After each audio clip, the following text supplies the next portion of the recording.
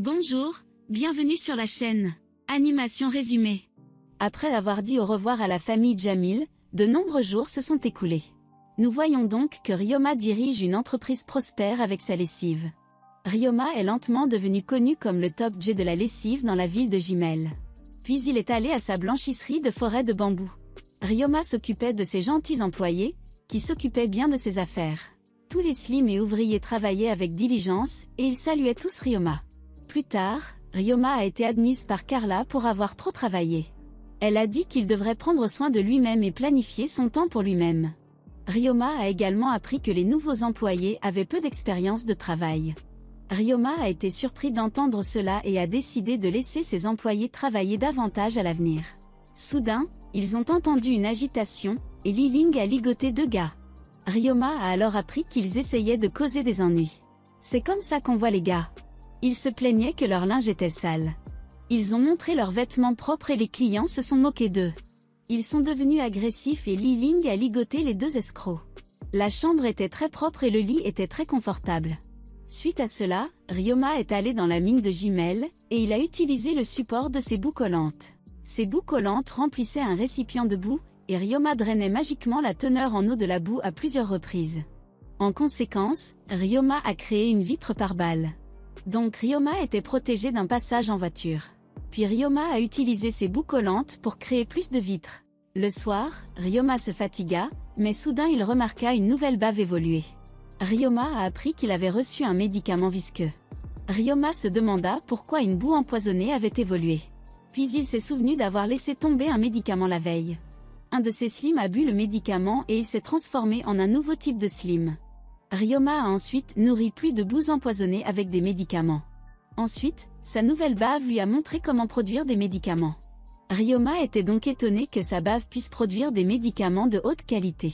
Puis il a examiné de plus près son médicament créé, et il s'est rendu compte qu'il était contagieux. En conséquence, Ryoma était préparé pour la prochaine vague Corona. Après cela, Ryoma décida de rendre visite aux dieux bientôt, car il ne les avait pas vus depuis longtemps. Plus tard, nous voyons Ryoma dans l'église, et il est allé à la boule de cristal magique. Le Ryoma suivant a été envoyé dans le royaume des dieux et il a rencontré un dieu inconnu. C'est ainsi que Ryoma a fait la connaissance du dieu Tequin, il était le dieu de l'artisanat et des métiers. Puis Ryoma a découvert les poupées qu'il fabriquait pour son ami Eliaria. Tequin a pris goût à ses poupées et il les a copiées. Ensuite, Ryoma a raconté son histoire selon laquelle il avait été téléporté de la Terre vers l'autre monde. Tequin a été impressionné par Ryoma, et il voulait apprendre son métier de Ryoma dans son ancienne vie. Il a également félicité Ryoma pour son grand savoir-faire, et Ryoma lui en a dit plus sur sa passion. Puis Ryoma a appris qu'il y a d'autres dieux. De plus, il a appris que l'espace blanc est connecté à son monde. En raison de la connexion, Ryoma peut toujours rendre visite aux dieux. Puis Ryoma a découvert le dieu de la magie et de l'apprentissage. C'était un dieu qui se montre rarement, mais Fenovlia est très intelligent et sait presque tout sur le monde. Après cela, Ryoma a été renvoyé dans son monde. De retour à l'église, Ryoma a dit au revoir à la réceptionniste et a décidé d'aller à sa lessive. Cependant, il est arrivé et Carla a signalé à Ryoma qu'il n'avait plus de problème dans la buanderie. Puis Ryoma a parlé de ses vitres par balles, car il ne voulait pas que des criminels pénètrent dans sa lessive. Pendant ce temps, Ryoma a montré ses vitres par balles à son employé Li Ling, qui a testé la rupture de la vitre. Pendant ce temps, Carla et Calom ont été impressionnés par la robustesse de sa vitre. Fei suggéra alors à sa fille d'essayer de détruire la vitre avec de la magie d'amélioration. Alors Li Ling adorait la vitre créée par Ryoma, mais elle avait des inconvénients, car il ne pouvait pas s'échapper de l'intérieur de la buanderie, alors ils ont décidé que quelques fenêtres ne seraient pas remplacées par le verre spécial. Après cela, Ryoma s'est souvenu de sa conversation avec Serge, et Carla voulait également parler à Ryoma de la deuxième branche. Elle a dit qu'il était un Top G et qu'il devrait certainement ouvrir une deuxième succursale. Cependant, Top G Ryoma a rencontré Serge pour démarrer une nouvelle entreprise. Serge lui a dit qu'il pouvait demander de l'aide à la guilde des marchands lorsqu'il vendait des médicaments. Alors Ryoma rendit visite au maître de guilde Galza. Il lui a ensuite présenté le médicament qu'il avait produit, et Galza a été impressionné de pouvoir y mélanger Sprite pour créer Purple Drunk Now. Puis Galza a demandé quand Ryoma prévoyait d'ouvrir une deuxième blanchisserie. Alors, elle a dit que la guilde des marchands le soutiendrait partout, s'il avait des problèmes à mettre en place. Plus tard, Ryoma réfléchit profondément à la deuxième lessive, et il reçut une lettre de son béguin Eliaria. Eliaria a ensuite rapporté qu'ils étaient arrivés sains et saufs dans la capitale. Elle a dit à Ryoma que tout le monde était en bonne santé et qu'elle prenait bien soin de ses slims. Ryoma était heureux de lire la lettre d'Eliaria, alors Ryoma a été encouragé, et il a décidé de prendre courage pour ouvrir une deuxième blanchisserie. Dans les jours qui ont suivi, Ryoma a montré à ses employés la légitime défense. Alors Ryoma a été jeté avec des fruits. Ryoma a essayé de jouer à fruit ninja, et il s'est rendu compte que son bâton n'était pas assez tranchant pour couper les fruits.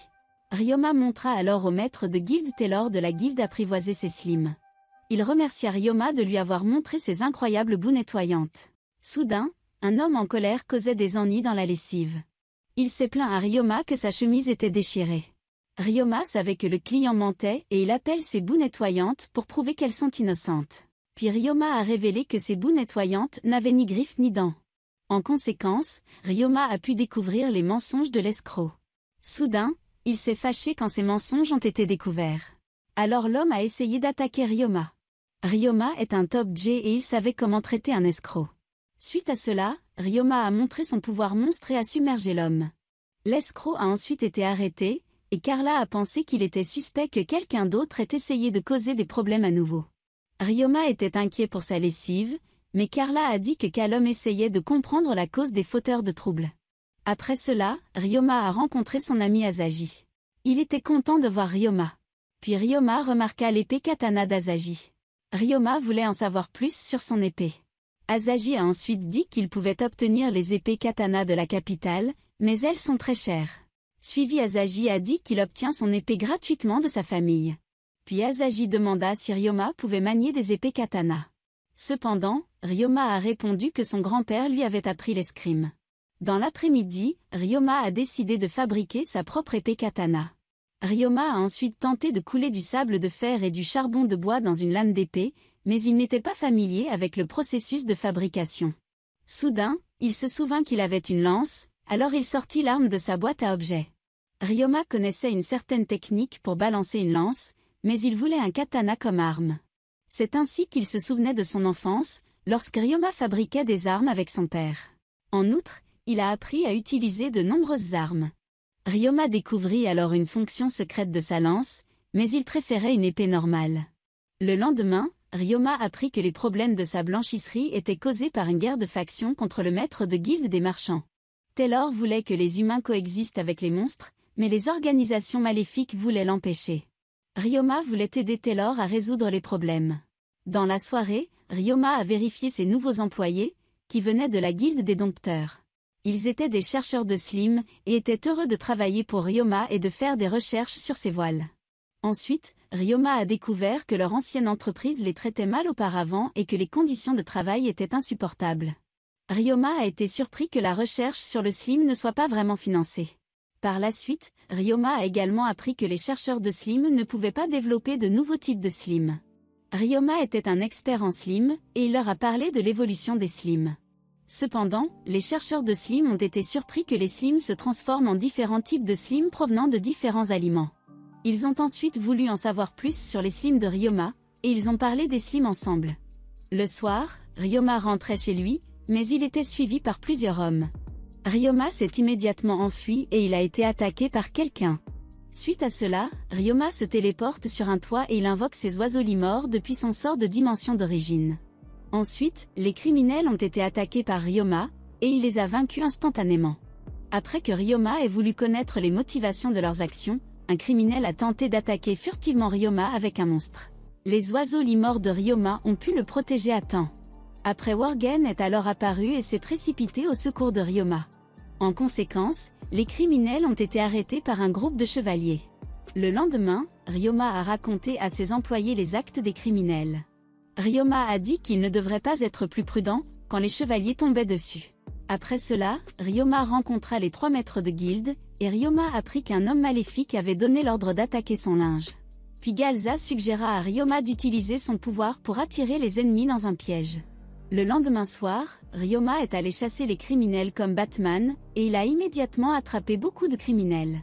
Ryoma a coopéré avec les chevaliers et il a guéri les bandits après les combats. La raison en était que Galza avait l'idée que Ryoma guérissait les blessés avec ses boues. En conséquence, les criminels devraient payer les frais médicaux, afin qu'ils apprennent à ne pas jouer avec Topj et Ryoma. Ryoma était un vrai arnaqueur, et a reçu une grosse récompense d'un chevalier pour sa grande aide en combattant les criminels. Dans les jours qui ont suivi, Ryoma a de nouveau pratiqué l'autodéfense contre les criminels avec les filles.